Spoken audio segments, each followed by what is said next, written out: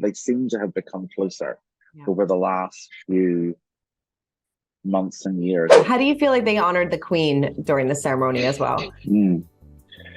Well, I think the whole thing, in a sense, is an honoring of her because it's very much what she wanted. She wanted the monarchy to continue. I think the real moment of outright honoring her was Prince William's speech at the concert the next day when he said, he spoke so movingly about his grandmother. Mm-hmm. And this was the first time we'd seen Prince William do a speech in a while. I mean, obviously, it hasn't been about him. There has been his grandmother's funeral and his father's accession and his grandmother's platinum jubilee. So this wasn't his time until this weekend to talk. So I think in that sense, that was where we saw William really emphasize the continuity and honor the Queen. And it was very personal, which I thought was interesting, rather than focusing solely on her legacy politically and culturally. It was about talking about a woman he and his family loved very much. Mm-hmm. Yeah, no, I loved him saying that, the Queen would be proud looking down, and yeah. And I appreciated Prince William's dad jokes. I thought that was great. They were great. Yeah, they did make me laugh. I loved it. Very good. What did you think?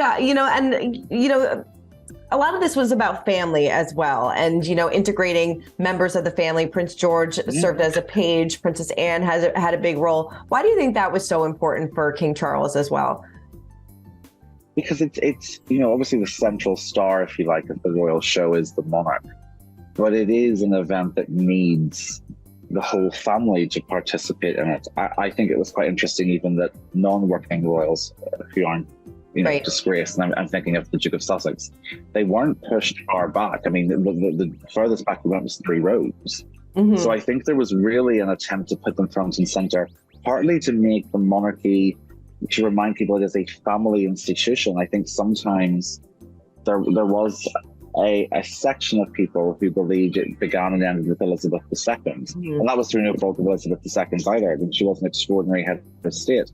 But I would say that really what the King was doing there was reminding people of the family institution.